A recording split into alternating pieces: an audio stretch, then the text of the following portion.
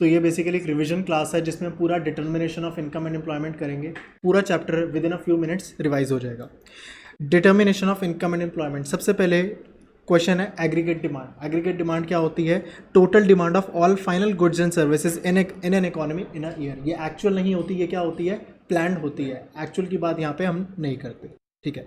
क्या कंपोनेंट्स होते हैं? देखो, डिमांड 4 लोग करते हैं। कौन कौन से 4 लोग होते हैं? हाउस होल्ड, फर्म, गवर्नमेंट और rest of the world. House hold क्यों खर्चा करती है? कंजम्पशन के लिए, कंजम्पशन के लिए, ताकि वो अपना लिविंग स्टैंडर्ड इंप्रूव कर पाए, ठीक है। फर्म किस लिए एक्सपेंडिचर करती है? इन्वेस्टमेंट के लिए, investment into capital goods like fixed assets हो गए, ठीक है। और किस लिए? ताकि वो प्रोडक्शन कर सके गुड्स एंड सर्विसेज की। गवर्नमेंट किस लिए खर्चा करती है? फॉर कंजम्पशन पर्पस, जैसे कि पार्क्स बना दिए, डैम्स बना दिए, रोड्स बना दिए, for the purpose of social welfare, ठीक है। रेस्ट ऑफ द वर्ल्ड, बाकी दुनिया के साथ क्या करते हैं हम? एक्सपोर्ट इंपोर्ट कर सकते हैं। वही चीज़ यहाँ पे दी हुई है। हाउस होल्ड वालों को बोलेंगे हाउस होल्ड कंजम्पशन डिमांड, और जो फर्म है उसको बोलेंगे प्राइवेट इन्वेस्टमेंट डिमांड। जो गवर्नमेंट की है, government demand for goods and services, और रेस्ट ऑफ द वर्ल्ड के साथ नेट एक्सपोर्ट्स, ठीक है। उसके बाद बात आती है कंजम्पशन फंक्शन और propensity to consume. What is consumption function? The functional relationship between consumption and income is called consumption function. It explains how change in income leads to change in consumption. It has 2 parts, autonomous consumption and induced consumption. Autonomous consumption को denote करते हैं C bar से। Autonomous consumption is the consumption at 0 level of income. It does not change with the change in income level, ठीक है। How much saving is there? How much saving is there when there is 0 income? How much consumption is there? Consumption is there, autonomous consumption, ठीक है। BY जो induced consumption होती है, it is the consumption which is directly related to the income level, ठीक है। और B इसका denote करते हैं BY से। Y क्या होती है? कौन सी इनकम? National income. B क्या होता है? अरे होता क्या है? एमपीसी का फॉर्मूला क्या होता है? Delta C by delta Y। यही तो स्लोप होती है। स्लोप भी तो होता है change in Y by change in X, ठीक है। वही बोला है, ठीक है। Y पे ये दिखते हैं, X पे ये लिखते हैं, वही तो बोला। स्लोप है, स्लोप ही, लेकिन उसको क्या बोलेंगे? MPC, ठीक है। और यही चीज़ सेविंग कर्व में क्या हो जाती है? 1 माइनस बी होती, वही MPC है, लेकिन 1 माइनस बी करके जो 1 माइनस बी वाला पार्ट होता है उसे हम कहते हैं MPS, ठीक है, ठीक है। एल्जेब्रिकली अगर हम कंजम्पशन की देखें C बार प्लस BY, ठीक है, ये चीज़ होती है। अगर मैं इसको मैंने इक्वेशन बनाई, लेट्स से 40 है मेरी ऑटोनॉमस कंजम्पशन, B है मेरा 0.6, और तो मेरी कंजम्पशन की इक्वेशन ये बन गई। Y को 0, 100, 200, 300, 400 डालूंगा, यहाँ पे वैल्यू पुट करते जाऊँगा, C की वैल्यू आती जाएगी। इसको अगर मैं ग्राफिकली बनाऊँ तो यहाँ पे मेरे पास क्या चीज़ होगी? कंजम्पशन कहाँ से शुरू होगी? Y एक्सिस से, 0 से थोड़ा ऊपर से स्टार्ट होगी। ये पॉइंट होता है C बार। यहाँ से ऊपर बनेगी, नीचे बनेगी? ऊपर क्यों बनेगी? इंड्यूस्ड कंजम्पशन की वजह से यहाँ पे अपवर्ड स्लोपिंग बनेगी। This is consumption curve. Y axis पे क्या दिखाएंगे? X एक्सिस पे क्या दिखाएंगे? यहाँ पे X एक्सिस पे इनकम, और यहाँ पे दिखाएंगे हम कंजम्पशन, ठीक है। Simple as that. उसके बाद हमारी चीज़ आती है टाइप्स। 2 तरह की होती है, APC और MPC। APC is the ratio of consumption and income. It explains how much part of income is consumed. Formula is C by Y. It is given by, it is the ratio of MPC, change in consumption to change in income. It explains how much part of increased income is consumed, ठीक है। It is given by delta C by delta Y, ठीक है। इसके बाद हमारी चीज़ आती है propensity of consumption function. Features हैं कुछ कंजम्पशन फंक्शन के, कुछ प्रॉपर्टीज़ हैं, कुछ फीचर्स हैं। क्या कि जब बहुत इनकम लेवल लो होगी तो कंजम्पशन क्या होगी? ज़्यादा होगी। तो उस केस में सेविंग्स क्या होंगी?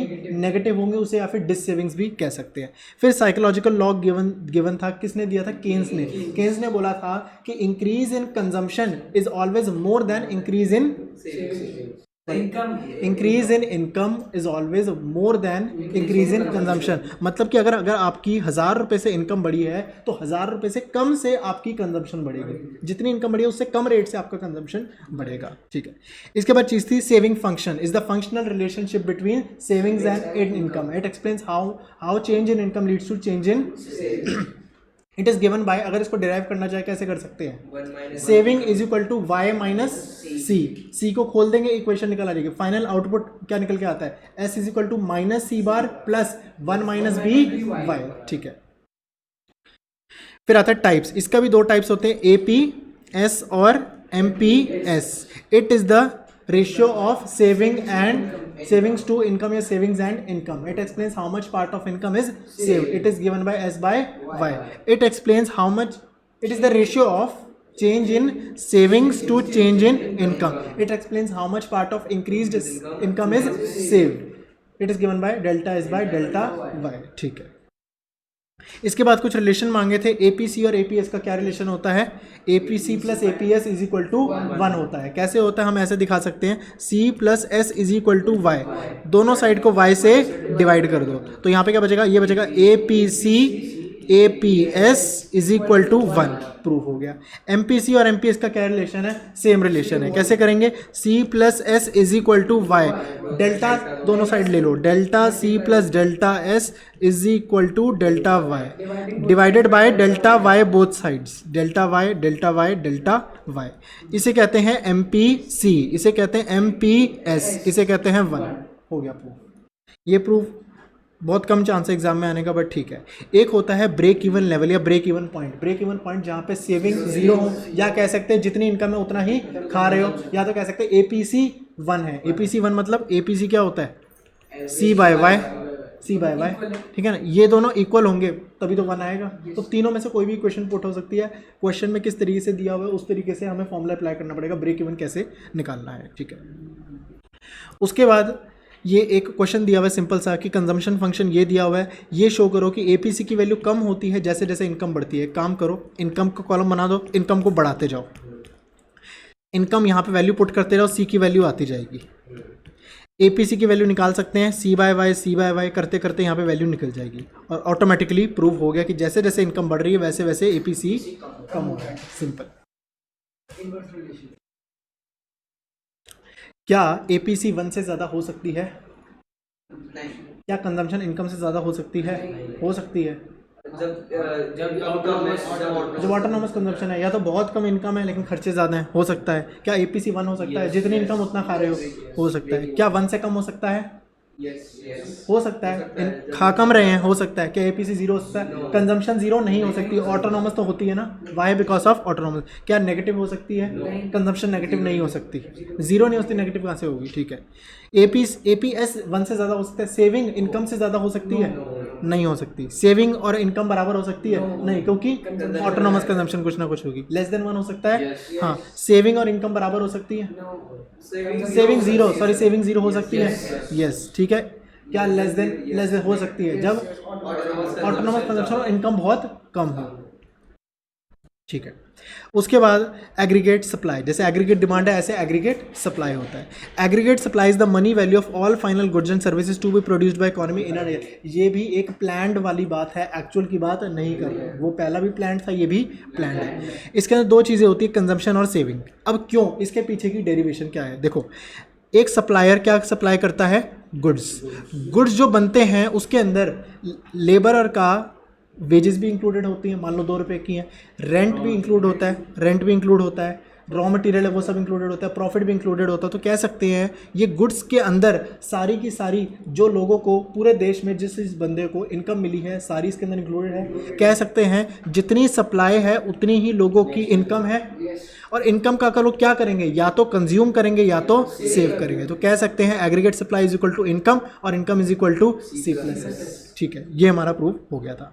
ग्राफिकली एक 45 डिग्री लाइन बनती है which shows the equality between income and output, कि अगर आपको ज़्यादा आउटपुट बनाना है तो आपको ज़्यादा एम्प्लॉय करने पड़े, लोग एम्प्लॉय करेंगे और एम्प्लॉय करोगे तो इनकम बढ़ेगी। इसको अगर मैं डायग्राम के थ्रू शो करूँ तो इस तरीके से बनेगा। ये एक 45 डिग्री लाइन बनेगी, यहाँ पे आपको 45 डिग्री लिखना पड़ेगा एंड यहाँ पे लिखेंगे आप aggregate supply. Y axis X axis पे क्या आएगा बताओ ज़रा, नीचे हम लिखेंगे इनकम, यहाँ पे लिखेंगे हम एग्रीगेट सप्लाई। वैसे बात है कि एग्रीगेट सप्लाई इनकम ही तो होती है, लेकिन ये स्टैंडर्ड नोटेशन है कि इनकम नीचे लिखेंगे और ऊपर हम एग्रीगेट सप्लाई लिखेंगे, ओके।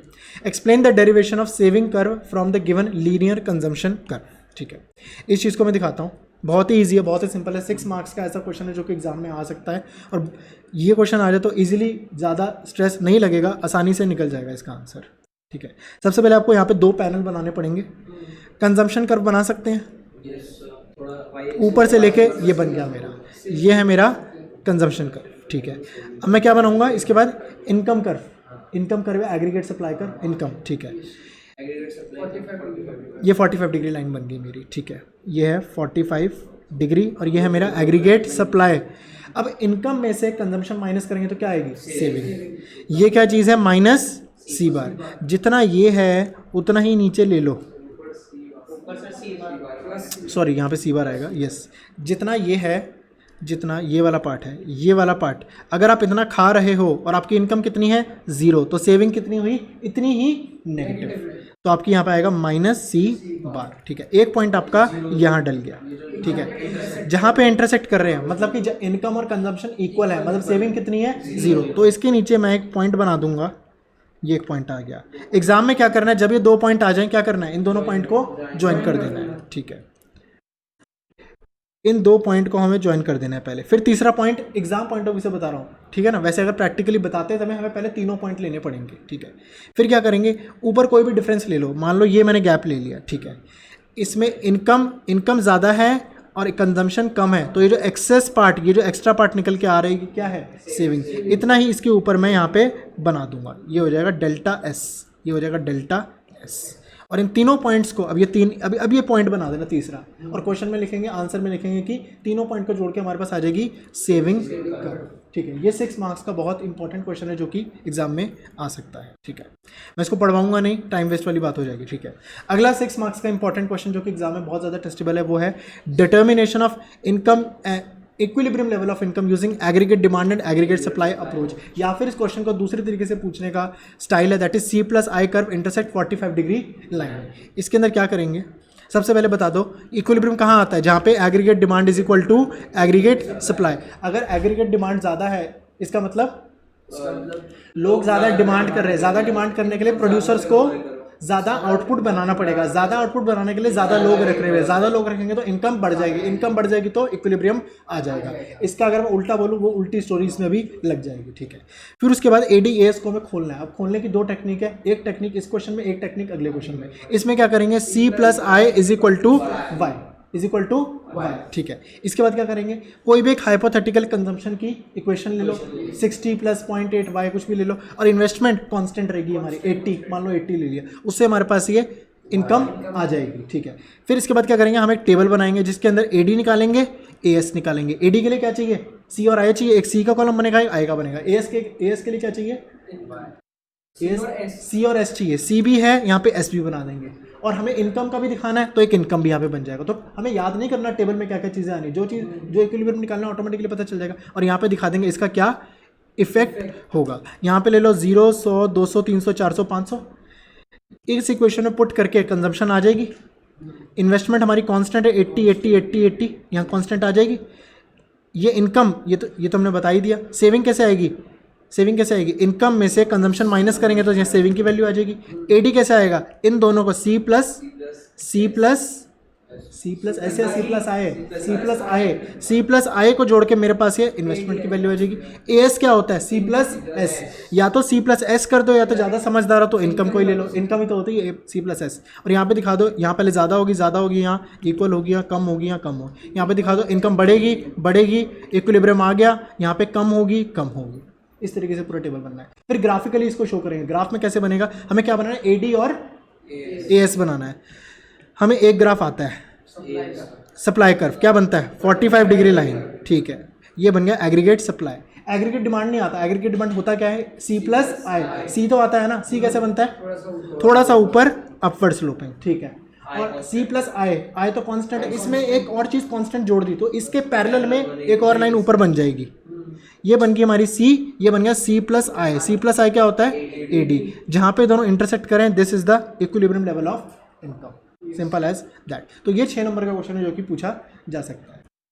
वही चीज़ यहाँ पे एक्सप्लेन किया किस तरीके से क्या क्या चीज़ें हैं। वही तो बात है ना, जब तक घर बैठ के नहीं पढ़ोगे तब तक इजी नहीं लगेगा, घर बैठ के पढ़ोगे लगेगा इजी ही है। वो जब पहली बार पढ़ रहे हैं, पहली बार चीज़ आती है तो वो उस टाइम समझना होता है। अब देखो कुछ है ही नहीं इसमें, और दूसरी बात मैं करा रहा हूँ तो लगेगी आसान चीज़ें। चलो आगे, डिटर्मिनेशन, अगला question, using investment and saving approach. इसमें सिर्फ क्या चलना चाहिए, इन्वेस्टमेंट एंड सेविंग। कहानी सारी सेम चलेगी, पहले बताएंगे इक्विलिब्रियम वहाँ आता है जहाँ पे AD is equal to AS होता है। अब इसमें ज़्यादा अब नहीं बोलना, पहले इसको खोलना है। AD is equal to AS, AD क्या होता है C प्लस आई, ये क्या होता है C प्लस S, ये कट गया, I is equal to S। P मतलब प्लैंड, एक्चुअल नहीं प्लैंड, ठीक है। जब दोनों इक्वल होंगे तब आ जाएगा इक्विलिब्रियम। अगर प्लैंड इन्वेस्टमेंट ज़्यादा है प्लैंड सेविंग से, इसका मतलब लोग ज़्यादा इन्वेस्टमेंट करें, लोग ज़्यादा डिमांड करें, प्रोड्यूसर ज़्यादा बनाएगा, प्रोड्यूसर ज़्यादा बनाने के लिए ज़्यादा इंप्लॉयमेंट करेगा, ज़्यादा इंप्लॉयमेंट करने के लिए इनकम बढ़ जाएगी, इक्विलिब्रियम आ जाएगा। और यही कहानी उल्टी वहाँ पे लिखनी है। उसके बाद क्या करना है, एक हाइपोथेटिकल इन्वेस्टमेंट तो 80 है, सेविंग वही उसका उल्टा ले लो, वहाँ पे जैसे 40 प्लस 0.8 वाई लिया था, माइनस 40 प्लस 0.2 वाई ले लो, वाई की वैल्यू आ जाएगी, इक्विलिब्रियम यहाँ आ गया। फिर क्या बनेगा, टेबल में क्या क्या चाहिए, आई और एस चाहिए, ठीक है, और साथ में वाई भी तो चाहिए, वाई का अगेंस्ट कंपेयर 0, 100, 200, 300, 400, 500। इन्वेस्टमेंट हमारी कांस्टेंट है, कांस्टेंट। यहाँ पे ये जो सेविंग की इक्वेशन है, यहाँ वाई की वैल्यू डाल देंगे, सेविंग आ जाएगी यहाँ पे। सबसे पहले effect on income, increase equal decrease, simple, ठीक है। इसके बाद क्या बनेगा, डायग्राम किस तरीके, डायग्राम में क्या चीज़ें बनेंगी, इन्वेस्टमेंट और सेविंग, यही तो है। इन्वेस्टमेंट कैसा बनेगा, कर्व पैरेलल, कांस्टेंट है ना, ये पैरेलल बन जाएगा। सेविंग कर्व नेगेटिव बनेगी ना, नेगेटिव से यहाँ चालू होगी। ये जो पॉइंट है यहाँ पे आ जाएगा हमारा इक्विलिब्रियम लेवल ऑफ इनकम, और ये हमारा होता है एक और 6 नंबर का क्वेश्चन, ठीक है जी।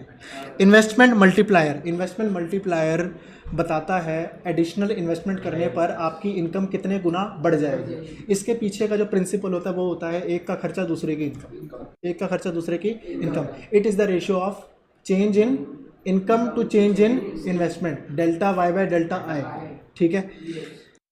क्या दिया हुआ, एक बार पढ़ लेते हैं। It is the ratio of change in income to the change in investment. It refers to how many times income will increase with additional unit of investment. It is explain with the help of following diagram. मान लो income 400, investment 400 से 500 हो गई, और income 2000 से 2500 हो गई।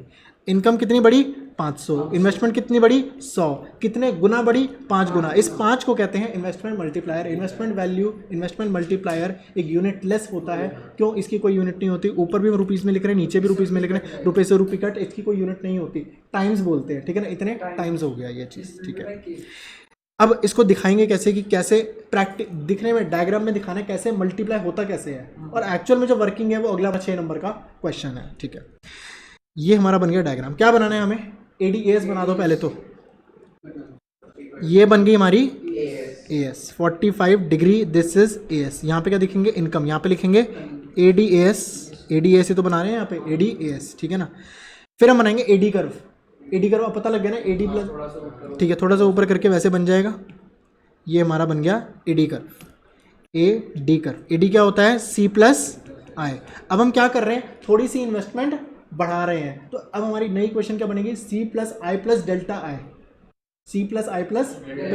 याद आ रहा नहीं आ रहा। इन्वेस्टमेंट थोड़ी सी और बढ़ गई है, जैसे कंजम्पशन में इन्वेस्टमेंट ऐड करते हैं, क्या करते हैं, पैरेलल शिफ्ट ऊपर करते हैं, इसी तरीके से थोड़ी सी और इन्वेस्टमेंट कर दी तो थोड़ा सा ये ऊपर, ये थोड़ा सा और ऊपर शिफ्ट हो जाएगा, सिंपल। तो हम अगर देखें यहाँ पे, पहले मेरी इनकम इतनी थी, अब इनकम इतनी हो गई, कितनी इन्वेस्टमेंट करके, इतनी इन्वेस्टमेंट की और इतनी इनकम बढ़ गई। ये है डेल्टा आई, ये है डेल्टा वाई। फॉर्मूला क्या होता है, delta Y by delta I. ये मान लो ऑलमोस्ट, ये मान लो 200 आ रही है, ये मान लो 100 आ रही है, तो 200 बाय 100 कह सकते हैं इन्वेस्टमेंट मल्टीप्लायर हो गया 2 टाइम्स। ग्राफिकली इसको शो कर दिया, ग्राफिकली कैसे होता है ये चीज़। उसके बाद इसकी डेरिवेशन है कि AD is equal to AS, ये हमें पता है।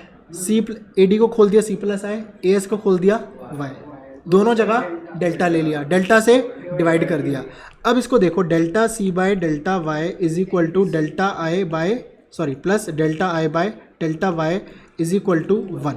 ये क्या होता है, MPC। और इसका उल्टा होता है, इसका उल्टा क्या होता है, इन्वेस्टमेंट मल्टीप्लायर प्लस 1 बाय के, ऐसे भी लिख सकता हूँ, इज इक्वल टू 1, ठीक है। मैंने क्या किया, 1 by K is equal to 1 minus MPC उधर गया है, अभी MPS कहाँ से ला रहे हो। अब मैंने दोनों साइड को मैंने रिवर्स कर दिया, K is equal to 1/1 minus MPC, या कह सकते हैं इज इक्वल टू 1/MPS। ये हमारा प्रूव हो गया फॉर्मूला, ठीक है, सिंपल एज दैट। फिर इसके बाद आता है क्या रिलेशन है एमपीसी का और मल्टीप्लायर का। एक तो है लॉजिक, सोचो अगर आप ज़्यादा कंज्यूम करोगे मल्टीप्लिकेशन तेज़ी से होगी कम रेट से होगी, तेज़ी से होगी। एक तो लॉजिक, एक तो इंट्यूशन जो आती है। दूसरा फॉर्मूला वाइज देखो, एमपीसी का सॉरी जो फॉर्मूला होता है के का वो क्या होता है 1/1 माइनस एमपीसी पूछा था, एमपीसी पूछा था ना, एमपीसी। अगर ये वैल्यू बढ़ेगी तो ये वैल्यू कम हो जाएगी और ये टोटल में वैल्यू बढ़ जाएगी। अरे डिनोमिनेटर कम होगा तो टोटल की वैल्यू बढ़ जाएगी, मतलब कि इसके बढ़ने से टोटल की वैल्यू बढ़ रही है, डायरेक्ट रिलेशन है। एक और कोई और है बंदा, नहीं हमें तो समझ नहीं आ रहा कुछ भी, तो उसको भाई टेबल बना के दिखा दो कि भाई देखो पहले ये 0 है, फिर इतना डाला, फिर इतना डाला, इतना डाला, और देखो कैसे कैसे बढ़ रही है। ठीक है, तो डिपेंडिंग है, एक तो फील्ड वाइज समझ लो, फॉर्मूले में समझा दो, टेबल बना के दिखा दो, ग्राफ भी बना दो, तो वो तो जितने मर्जी चीज़ें। स्लोप का भी ऐसी बनाओ, फिर ऐसी स्लोप, अलग अलग तरह से स्लोप बना के दिखा सकते हो, तो बताने के तो बहुत तरीके हैं। ठीक है, relationship between MPS and multiplier. MPS का फॉर्मूला क्या होता है, के इज इक्वल टू 1/MPS। एक तो सिंपल लॉजिक फील्ड वाइज जो आ रहा है, ज़्यादा सेविंग करोगे कम कंजम्पशन करोगे, कम कंजम्पशन करोगे कम मल्टीप्लिकेशन होगी। दूसरा फॉर्मूले में देख लो, उल्टा रिलेशन है, देखो इनके बीच में, ये बढ़ेगा तो टोटल वैल्यू गिरेगी, उल्टा रिलेशन है। दूसरा है भाई किसी को नहीं समझ आ रहा, भाई वैल्यू पुट करके दिखा दो। इन्वेस्टमेंट मल्टीप्लायर की वैल्यू की रेंज कहाँ से कहाँ तक होती है, 1 से लेके इन्फिनिटी, 1 से लेके इन्फिनिटी। 1 कब होगी, जब saving is 100%। MPS is equal to 1, मतलब आपकी जो एडिशनल इनकम हुई, आपने उसमें से कुछ भी नहीं खाया, सारा सेव कर ले तो मल्टीप्लिकेशन होगी नहीं। लेकिन एक बार जिसने खर्च किया, एक की तो इनकम हुई ना, 1 टाइम तो मल्टीप्लाई होगी। और मैक्सिमम कितना होगा, इनफाइनाइट कब आ सकती है, जब सेविंग 0, जितना भी आता हो उतना ही खर्च करते हो। केन्स का लॉ डिफीट कर दिया। केन्स क्या कहता है, जितनी इनकम बढ़ेगी उससे कम ही कंजम्पशन बढ़ेगी। वो कहता है पूरी खा जाओ तो जाके बनेगा इनफाइनाइट। ठीक है, तो दोनों इनफाइनाइट, मतलब दोनों इंक्लूडेड नहीं होते ना, वन भी वैल्यू नहीं आती और वो भी नहीं आती। हाँ, वन वो भी ऑब्वियस बात है, 1 की वैल्यू आई थिंक, अब मान लो किसी की 1 करोड़ इनकम है, उसकी 1 करोड़ 10 लाख होगी, तो आई थिंक सो वो एडिशनल इनकम ना यूज़ करे, हो भी सकता है पॉसिबल, मतलब at a very high level of income, तो मे बी हो सकता है MPS will be 0, MPC will be 0। अगला आता है 6 नंबर का क्वेश्चन, प्रोसेस या वर्किंग ऑफ इन्वेस्टमेंट मल्टीप्लायर। ठीक है, पहले बता दो इन्वेस्टमेंट मल्टीप्लायर क्या होता है, सिंपल वही डेफिनेशन जो पहले की थी। फिर बता दो वर्किंग ऑफ मल्टी मल्टीप्लायर का पीछे काम करने का तरीका क्या है, एक का खर्चा दूसरे की income. Expenditure of 1 person is the income of another person. A ने पैसा खर्च किया, बी की इनकम होगी, बी ने पैसा खर्च किया, सी की इनकम होगी। लेकिन जो पहला एक्सपेंडिचर होता है वो पहली इन्वेस्टमेंट होती है और वही किसी की इनकम में जाती है। और उसके बाद जिस तरीके से मल्टीप्लिकेशन होती है वो डिपेंड करती है किसके ऊपर, एमपीसी के ऊपर डिपेंड करती है। जितना ज़्यादा एमपीसी उतनी ज़्यादा मल्टीप्लिकेशन। ठीक है, इसको इस तरीके से एक्सप्लेन किया गया है कि मान लो शुरू में इन्वेस्टमेंट की गई 10,000 रुपये की और एमपीसी मान लो 0.8 है। शुरू में जिसने 10,000 रुपये लगाए, सामने वाले के लिए 10,000 की क्या हो गई income in the first round. पहले राउंड में 10,000 रुपये इनकम होगी, दूसरे राउंड में उस बंदे ने 10,000 का 80% खर्च कर दिया। अब जो खर्च किया वो किसी की इनकम होगी, तो सेकेंड राउंड में इनकम होगी 8,000। जिसको 8,000 मिले होंगे उसने उस 8,000 का 80% कंज्यूम कर लिया होगा, दैट इज 6,400। और जिसने 6,400 जिसको मिले उसने आगे उसका 80% कंज्यूम कर लिया होगा। तो ये स्टोरी चलती रहेगी, चलती जाएंगे एंड इट गोज फॉरएवर। ठीक है, लेट द इन्वेस्टमेंट, अब इसको टेबल के थ्रू दिखा दो, टेबल में दिखा दो इन्वेस्टमेंट में कितना, इन्वेस्टमेंट तो देखो 10,000 की ही लगी है। इनकम में कितना चाहिए, शुरू में 10,000 का 80% खा लिया और यही जो खाया इनकम है। ये एरो वाइज दिखाने पड़ेंगे एग्जाम में, ऐसे एरो गए। ठीक है, फिर यहाँ पे ये इधर चला गया, इतना तो कंज्यूम भी किया और जितना कंज्यूम इसकी इनकम, और इसने इस तरीके से दिखा सकते हैं और इसकी वैल्यू 50,000 यहाँ पे आ जाएगी। ये मैथमेटिकली जो डेरिवेशन है दिखाने की ज़रूरत नहीं है, एग्जाम में सीधा दिख सकते हो कि ये जो वैल्यू आई है कैसे आई है, कि इसकी वैल्यू आई है change in income is equal to K into delta I.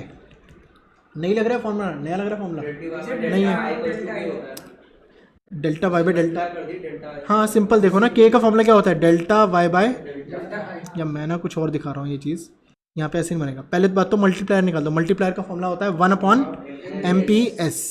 1/MPS मतलब 1/0.2, ये कितना हो गया, दैट इज 5 टाइम्स।